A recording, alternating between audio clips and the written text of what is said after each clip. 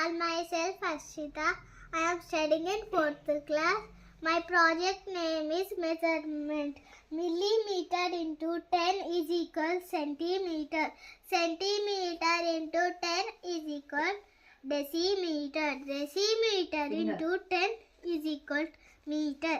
Meter into 10 is equal decameter. Decameter into 10 is equal hectometer. Hectometer into 10 is equal kilometer.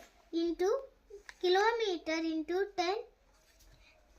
Kilometer divided by 10 is equal hectometer. Hectometer divided by 10 is equal decameter. Decameter divided by 10 is equal to meter. Meter divided by 10 is equal to decimeter. Decimeter divided by 10 is equal to centimeter. Centimeter divided by 10 is equal to millimeter. Millimeter divided by 10.